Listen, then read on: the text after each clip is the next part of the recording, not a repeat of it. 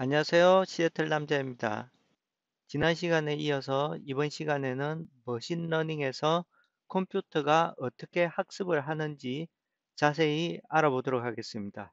그런데 먼저 영상을 시작하기 전에 두 가지 공지사항이 있습니다. 첫째는 첫 번 비디오를 보시지 않은 분은 반드시 첫 번째 비디오를 먼저 보시고 이 영상을 보시기 바랍니다. 지난 편을 보시지 않고는 이번 영상이 이해가 안 되실 가능성이 높습니다. 그리고 두 번째는 제가 만든 영상은 콜세라에 가시면은 스탠포드 대학에서 만든 머신러닝이라는 클래스가 있습니다. 저의 영상은 이 코스를 기초로 하고 있습니다. 나중에 관심이 있으시면 가셔서 코세라에서 그 코스를 보시면 되겠습니다. 머신러닝에서 컴퓨터가 어떻게 학습을 하는지에 대해서 좀 더 깊이 알아보도록 하겠습니다. 그래서 여기 예제에서 트레이닝 데이터가 이렇게 들어오고 있습니다. y equal 2x라는 그런 1차 함수가 아마 답이 되겠죠. 그러면 머신러닝에서는 과연 어떻게 머신이 트레이닝을 통해서 그 값을 y equal 2x라는 값을 찾아냈는지 한번 보도록 하겠습니다. 트레이닝 데이터가 들어오고 머신이 러닝을 합니다. 그리고 나서 나오는 함수 있죠. 그죠? 머신이 트레이닝을 해서 나오는 함수를 hx라고 하는데 이건 보통 hypothesis, 가정이라고 하는 겁니다. 가정을 해가지고 이제 새로운 인풋이 들어오면 거기에 대한 estimated, 이제 우리가 원하는 아웃풋이 나오는 거죠. 그래서 트레이닝과 러닝을 통해서 hypothesis를 만들고 hypothesis가 만들어지면 또 다른 새로운 이제 인풋이 들어왔을 때 답이 나오는 거죠. 그래서 우리들의 예제는 이거였죠. 1, 2, 2, 4, 3, 6, 4, 8. 그죠? 그래서 먼저 가능하면 만약에 그림을 그릴 수 있으면 가장 이해하기가 쉽습니다. 그런데 대부분의 경우에 이 데이터셋이 이제 복잡해지면은 그림을 그리기가 불가능한데 저희 같은 경우에는 아주 간단한 데이터셋이기 때문에 그림을 그려봤습니다. 그래서 이렇게 그림으로 보면 이거는 이제 일직선이 이렇게 나오게 돼 있는 거죠. 답이 이제 이렇게 나와야 되는 겁니다. 아마 이 답은 y equal ax 플러스 b라는 그런 1차 함수가 될 거라고 생각하는 거죠. 그런데 이 머신러닝에서는 이 y를 여기서 뭐라고 그러냐면 hypothesis라고 얘기를 합니다. h theta x라고 얘기를 합니다. 그 다음에 ax를 뭐라고 하면은 여기 두 번째 있는 텀이 됩니다. 일단 theta 1에 x가 되고 그 다음에 요 b 상수 b를 세이라 제로라고 얘기를 합니다. 그래서 여기 세이라 1을 저희들이 보통 얘기할 때 A라고 생각하시면 되고 세이라 제로를 보통 B라고 생각하시면 됩니다. 그래서 Y equal B 플러스 AX처럼 나타내진 거죠. 그래서 요거를 hypothesis라고 합니다. 먼저 어, 초기 값으로 세이라 제로를 0이라고 주고 세이라 1을 0이라고 주고 시작을 하도록 하겠습니다. 그러면 이 그래프는 어떻게 되죠? 0, 0이 되니까 0이 되죠. 그래서 여기에 납작하게 붙은 이런 그래프가 됩니다. x가 1이 돌아도 0, x가 2가 돌아도 0, x가 3이 돌아도 0, 그죠? 그렇게 되죠. 그러면 이제 컴퓨터가 하는 일이 과연 내가 찾아낸 이 하이파터시스가 답하고 근접하는지를 계산을 해봐야 됩니다. 그래서 하는 일이 이 실제 값과 그죠? 여기 1이 들어왔을 때 실제 값은 2죠. 그래서 이 실제 값과 나의 하이파서시스의 값, 그죠? 지로의 차이가 얼만큼 되는지를 계산해내는 겁니다. 그래서 그 차이는 요 높이죠, 그죠? 요 높이. 그리고 요 때의 차이는 이 높이고, 이때의 차이는 이 높이고, 이때의 차이는 이 높이고, 그죠? 그래서 이 차이가 지로가 되면 이 그래프가 요렇게 요 위에 눕게 되는 거죠. 그죠? 그래서 보시면은 제일 처음에 이렇게 시작을 해가지고 그 다음에 이 컴퓨터가 이 그래프를 수정을 합니다. 약간씩. 약간 수정해가지고 또 값을 구해보고 그죠? 그러면 아까보다 값이 조금 더 좋아지죠. 점점 이제 0에 가까워지죠. 다음에 또 수정을 해서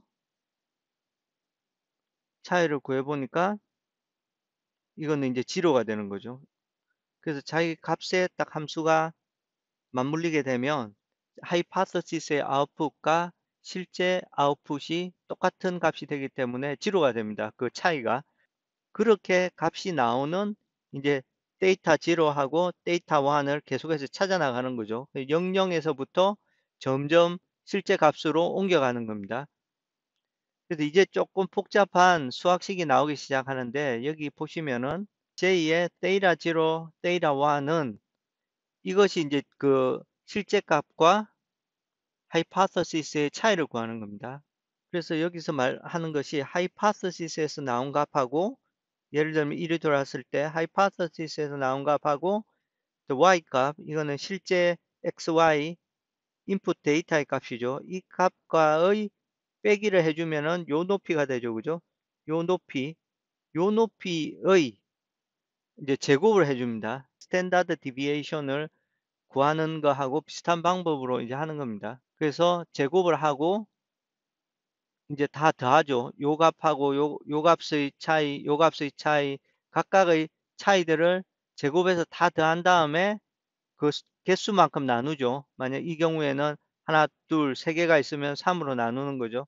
그 다음에 여기 2가 또 들어있는데 이 2는 그냥 이 계산의 편의를 위해서 넣어준 겁니다. 그래서 별 상관이 없습니다. 왜냐하면 여기서 제곱을 해줬기 때문에 이 숫자는 벌써 확실히 크기 때문에 여기서 2를 나누나 안 나누나는 별 큰 의미가 없습니다. 그래서 그냥 그 계산의 편의를 위해서 2를 넣어줬습니다. 나의 하이파서시스가 실제 값하고 얼마만큼 차이가 나는지를 얘기해주는 코스트 펑션이라고 합니다. 그래서 하이파서시스의 코스트를 구해주는 펑션입니다. 이게. 근데 이 코스트 펑션이 이제 제로가 되는 거, 0이 되는 것이 우리가 원하는 것이죠. 그래서 이 코스트 펑션이 제로가 됐을 때 이 데이터 제로하고 데이터 1의 값이 바로 우리가 원하는 변수 값이 되는 겁니다. 그래서 다시 우리의 예제로 가보면은 우리 예제 같은 경우에는 그 아마 최종 값이 h 데이터 x는 2x가 되는 거죠. 그래서 저희 같은 경우에는 이게 데이터 1이고 그죠? 데이터 제로가 0입니다. 그래서 데이터 제로가 없다고 가정을 하고 이 지금 이 코스트 펑션을 이게 이제 코스트 펑션이죠. 방금 전에 보신 코스트 펑션. 우리 이 코스트 펑션을 제로로 만들기 위해서 이제 노력을 하는 거죠. 이게 그림이 어떻게 그려지냐면 이렇게 그려집니다. 이 코스트 펑션이 보시면은 여기 제곱이 있기 때문에 이게 2차 함수로 그림이 이렇게 그려집니다. 그런데 우리 같은 경우에는 여기 값이 이제 2가 되는 거죠. 2가 들어왔을 때 이게 제로가 되는 겁니다. 만약에 예를 들면 저희들이 세이라 값이 제로에서 시작했죠. 그죠? 세이라 제로, 세이라 1이 제로 제로에서 시작을 했다고 하면은 이제 여기서 우리가 이제 움직이기 시작해 가지고 이 코스트 펑션이 그래서 여기는 이제 코스트 펑션입니다. 그래서 J의 세이라 그리고 X축이 세이라 1입니다. J의 데이터 값이 코스트 펑션이 점점 작아져서 0이 되는 것을 저희들이 원하는 거죠. 그때의 데이터 1의 값은 아마 2가 될 겁니다. 여기 보시면은 h 데이터 x는 2x로 돼 있죠. 그래서 요 2가 데이터 1의 값이죠. 최종적으로. 그래서 머신이 어떻게 하냐면은 만약에 제로를 데이터 값으로 주면은 이 코스트 펑션을 구해 본 다음에 이 코스트 펑션이 제로가 아니니까 그 다음에 이 값을 이제 줄여줘야 됩니다.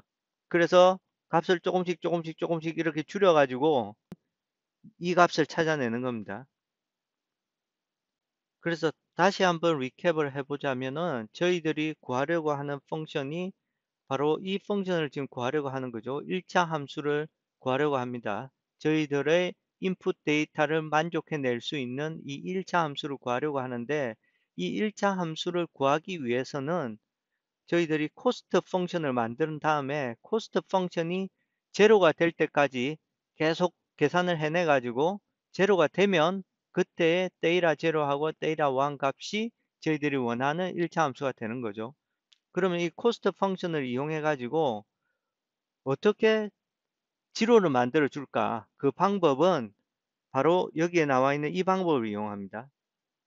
이것은 현재의 데이터 값에다가 마이너스 알파 그 다음에 편미분을 해줍니다. 미분을 하는데 무엇을 미분을 하냐면 이 코스트 펑션을 미분을 해가지고 알파를 곱해서 현재 데이터 값에서 빼주면 그게 새로운 데이터 값이 됩니다. 그런 식으로 계속해서 데이터 값을 업데이트 해주는 거죠. 계속해서 새로운 값을 계속해서 데이터 값을 구하다 보면 결국은 이 코스트 펑션이 제로가 되고 이 전체가 제로가 되죠. 그러면은 결국은 데이터는 데이터하고 같은 값에 수렴하게 됩니다. 그러면 그 값이 그 데이터 값이 저희들이 원하는 데이터 값이죠. 그래서 그 데이터 값을 여기다가 쏙 집어 넣으면 0, 그 다음에 1, 그죠? 여기다가 데이터 값을 집어 넣으면 그 1차 함수가 저희들이 구하고자 하는 1차 함수가 되는 겁니다. 이 알파를 무엇이라고 하냐면 이것을 learning rate라고 얘기를 합니다. 이 learning rate는 얼마나 빠르게 저희들이 원하는 값으로 접근해 갈 것이냐를 결정하는 값입니다. 그러면 여기서 과연 이것이 무엇인가를 한번 봐야 되겠죠. 이 알파에다가 코스트 펑션의 미분을 한 값을 곱하느냐. 그럼 이 코스트 펑션의 미분을 한 것이란 과연 이것이 무엇이냐. 그것에 대해서 한번 알아보고 넘어가도록 하겠습니다.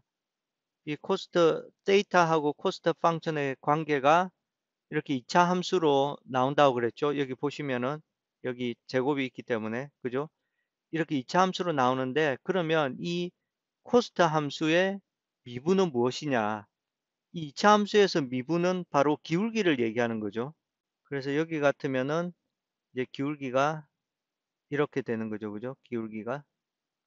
그래서 이쪽에서는 기울기가 이렇게 되니까 이게 마이너스 값이 됩니다. 그리고 이쪽에서는 기울기가 이렇게 되니까 이거는 플러스 값이 되는 거죠. 그죠? 그래서 아까 보시면은 이거 데이터 J에다가 마이너스 알파 곱하기 미분값이었죠.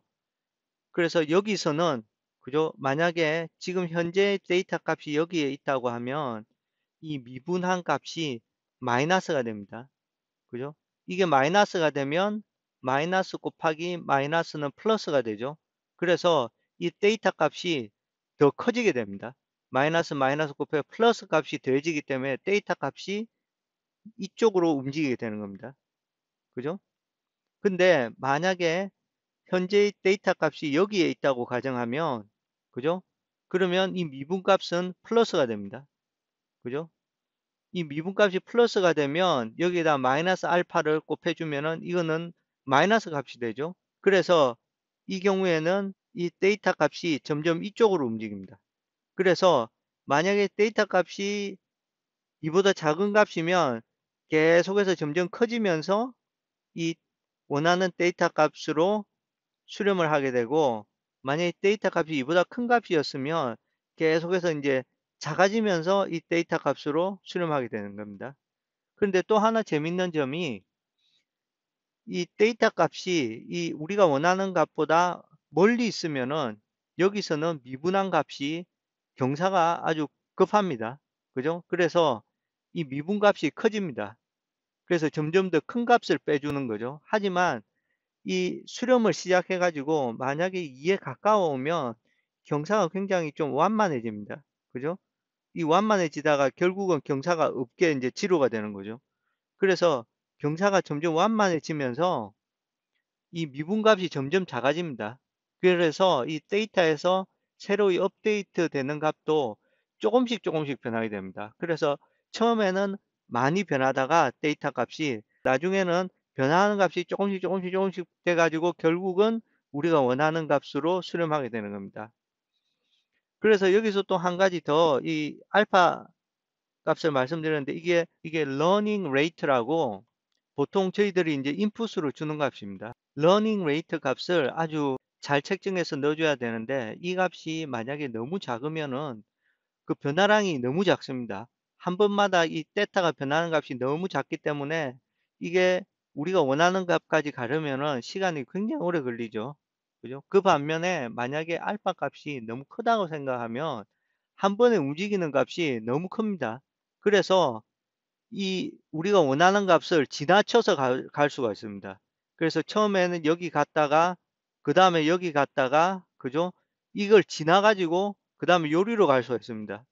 이렇게 지나서 가버리면 그 다음에 어떻게 되냐면 다시 이리로 가고 이리로 가고 이러면서 우리가 원하는 값으로 가지 않고 이제 이 코스트 펑션이 갑자기 숫자가 커지기 시작합니다. 그렇기 때문에 러닝 레이트를 아주 적절한 값을 정해줘야 됩니다. 이 미분에 대해서 이 코스트 펑션의 미분에 대해서 알아봤는데 그러면 이 값을 계산하면 어떻게 되느냐. 이제 여기 약간 수학이 나오죠. 이 편미분 하는 게 나오는데 이 편미분을 하고 나면 이렇게 이제 답이 나오게 됩니다. 그래서 이 편미분의 수식까지 아시고 싶으신 분은 인터넷에서 찾아보시면은 아마 쉽게 이 자료를 구하실 수 있을 겁니다. 저희 이그젬플에는 데이터 지로가 지로기 때문에 잠깐 이건 생각하지 말고 그래서 우리가 원하는 h 데이터 x equal 데이터 1 x 이 공식을 만족하는 데이터 1을 구하기 위해서는 이 데이터 1을 구하는 방법은 이제 이렇게 됩니다. 그래서 현재 데이터 1 만약에 초기 값을 우리가 제로로 주면 요거는 이제 제로고 그죠? 제로 마이너스 알파 그 다음에 이 값을 구해서 이제 빼주는 거죠. 그죠? 그러면 이제 그 다음에 데이터 1 값이 되고 그 데이터 1 값을 다시 이 마이너스 알파 이 값을 빼주면 그 다음에 데이터 1 값이 되고 그래서 결국은 이제 데이터 1 값이 더 이상 변하지 않는 이제 2차 함수에서 제일 밑 꼭지점으로 왔을 때 더 이상 값이 변하지 않는 겁니다. 그래서 그 값이 될 때까지 계속해서 데이터 1 값을 변화시켜 주는 겁니다. 그래서 오늘은 슈퍼바이저 러닝에서 리니어 리그레션을 컴퓨터가 어떻게 계산하는지 관해서 알아보았습니다.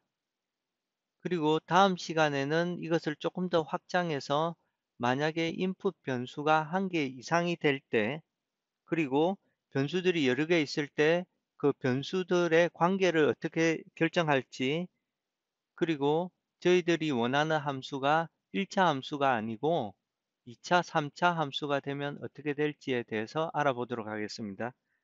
그러면 오늘도 영상을 시청해 주셔서 감사드리고 다음 시간에 뵙도록 하겠습니다. 그럼 안녕히 계십시오.